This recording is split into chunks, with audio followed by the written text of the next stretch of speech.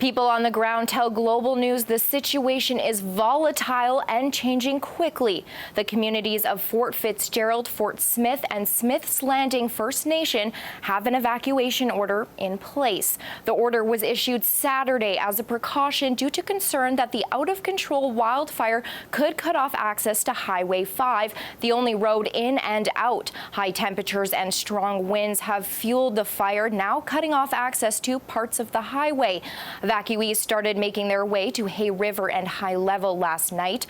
One last bus left Fort Smith around 2:30 this afternoon. Anyone left behind was asked to either get on that bus or to convoy with it. Well, in addition to fewer supports, Dr. Salvalaggio says there's also a lack of timely neighborhood-specific data. Now, this data used to be updated frequently, but the province hasn't done that since 2020, and experts believe they could use it now more than ever. Friends say her life was taken too soon. Now RCMP have charged 2 people in connection with her death. Oberle's long-term boyfriend and father of her son, 43-year-old Kenneth Joseph Skelly, has been charged with second-degree murder. His father, 69-year-old Joseph Donald Skelly, is facing charges of causing indignity to a dead body.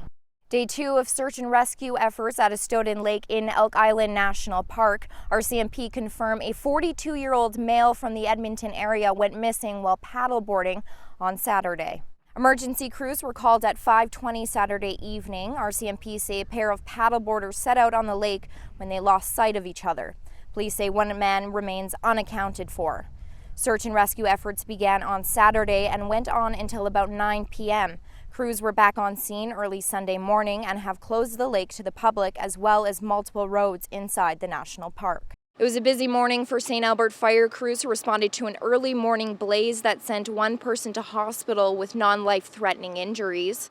A devastating scene here in Fort Saskatchewan after an early morning fire on Friday. The fire broke out around 1 a.m. on the corner of Boxwood Bend and Acadian Wynd. And when we arrived on scene, both houses were fully involved and half of the third house was involved as well. Our crews did an amazing job stopping it from going to the fourth house. And we had our original fire truck arrived on scene as well as our ladder truck and a unit from Strathcona County. And some unlikely heroes in the neighborhood. Neighbors tell us a couple of teenagers saw the smoke and immediately jumped into action, knocking on doors to warn residents about the fire and to evacuate. We want people to know we are hiring. A call from the Edmonton Police Service as they look to put more boots on the ground. EPS is looking to add 50 new members in the next 18 months, funded by the provincial government to help tackle safety on transit and downtown. And those are just some of the vacancies EPS is looking to fill. Kirsten Three Fingers proudly grips her 6th-month sober chip. It's a small but mighty reminder of her road to recovery.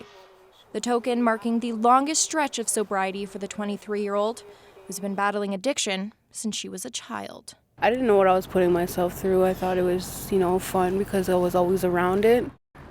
It turned out really bad.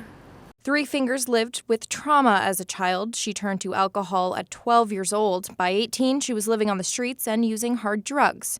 Then, last summer, an overdose left her fighting for her life in hospital. I don't know how to explain it. They just didn't really care. Once she woke up, she was sent packing despite having no home and no one to turn to. Then, the cycle repeated. On May 18th, while working in Chinatown, 61-year-old Huang was fatally attacked. 36-year-old Justin Bone was charged with 2 counts of second-degree murder. The other fatal attack happened on the same day in the same area. Late this week, we learned Bone was dropped off in the city by RCMP 3 days before the attacks.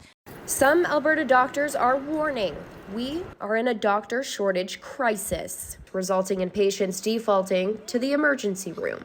A lot of people don't have anywhere else to go, and so they're coming in with things that really should be dealt with in the community. According to the College of Physicians and Surgeons of Alberta, last year the province lost more than 550 doctors.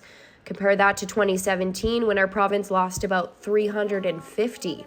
Just hours after learning 2 missiles attacked a city that means so much to this parishioner and his wife, the couple wanted to come here, the Edmonton Ukrainian Orthodox Cathedral, to celebrate Easter. I think this is the holy the holiest date in the year. A holiday that comes with mixed emotions this year, knowing that many of their loved ones back home cannot celebrate in the same way. There were over 130 federally run Indian residential schools. A sea of orange as hundreds came out to St. Albert to mark Canada Day with a run for reconciliation. We can still celebrate being Canadian while still acknowledging the past and the history. As we continue to discover thousands of children in unmarked graves at Canadian residential schools, one of those creative opportunities is the high-level line. Stretching over 4 kilometers, the path will go from the downtown core to Old Strathcona. Edmonton has 2 cultural cores, downtown and the south side, and they're not really well connected for active modes. It's designed to keep people out. Joshua Wilchansky hopes to rewrite that narrative on Monday.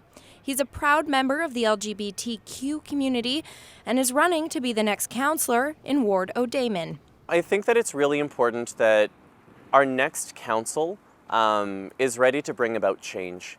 We can't have more of the same. A priority? The housing crisis, especially for young Edmontonians. In Canada, up to 40% of youth who struggle with homelessness are members of the LGBTQ community. The fire is about 430,000 hectares in size. More than 2,000 residents live in the evacuation zone. It is unclear at this time how many people have left. With the fire now affecting the highway, preparations are being made to potentially evacuate people by river. Officials are urging people to follow orders and alerts. Anyone who is in the affected areas are also being asked to register online or at the rec center in Fort Smith. Mikaela Henschel, Global News.